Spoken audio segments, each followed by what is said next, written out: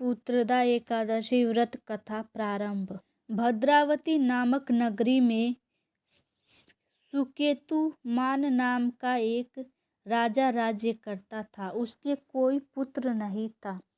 उसकी स्त्री का नाम शैव्या था। वह निपुत्री होने के कारण सदैव चिंतित रहा करती थी।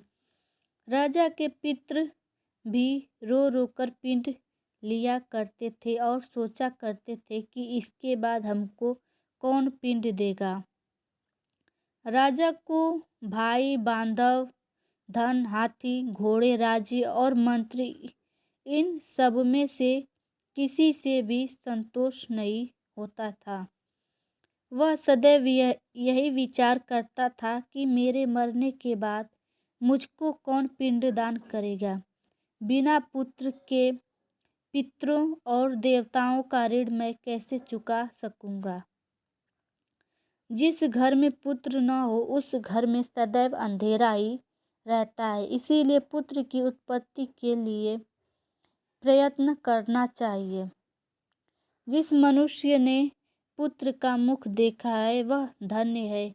इसको इस लोक में यश और परलोक में शांति मिलती है, अर्थात उनके दोनों लोक सुधर जाते हैं।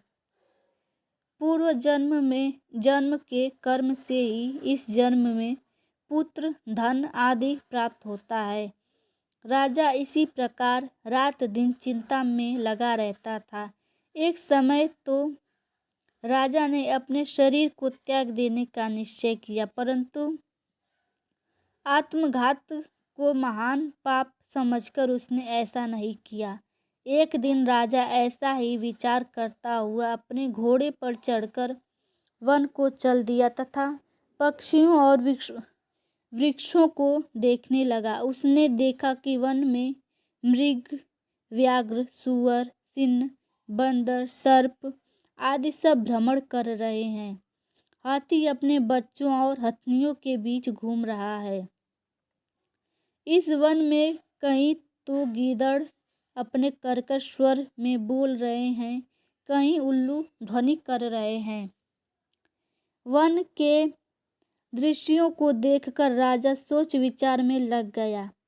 इसी प्रकार आधा दिन बीत गया। वह सोचने लगा कि मैंने कई यज्ञ किए, ब्राह्मणों को स्वादिष्ट भोजन से तृप्त किया, फिर भी मुझको दुख प्राप्त हुआ। क्यों?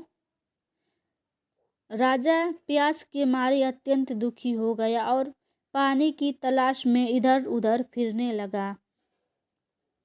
थोड़ी दूर पर राजा ने एक सरोवर देखा। उस सरोवर में कमल खिले थे तथा सारस, हंस, मगरमच्छ आदि विहार कर रहे थे। उस सरोवर के चारों तरफ मुनियों के आश्रम बने हुए थे। उसी समय राजा के दाहिने अंग फड़कने लगे। राजा शुभ शकुन समझकर घोड़े से उतरकर मुनियों को दंडवत प्रणाम करके बैठ गया।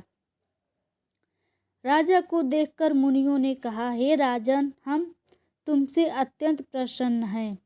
तुम्हारी क्या इच्छा है सो कहो। राजा ने पूछा, महाराज आप कौन हैं और किस लिए यहाँ आए हैं, कृपा करके बताइए। मुनि कहने लगे कि हे राजन, आज संतान देने वाली पुत्रदा एकादशी है। हम लोग विश्वदेव हैं और इस सरोवर में स्नान करने के लिए आए हैं।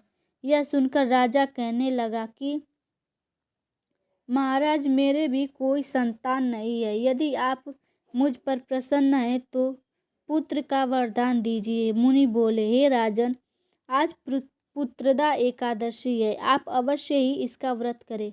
भगवान की कृपा से अवश्य ही आपके घर में पुत्र होगा। मुनि के वचनों को सुनकर राजा ने उसी दिन एकादशी का व्रत किया और द्वादशी को उसका पारण किया। इसके पश्चात मुनियों को प्रणाम करके महल में वापस आ गया। कुछ समय बीतने के बाद रानी ने गर्भ धारण किया और 9 महीने के पश्चात उनके एक पुत्र हुआ।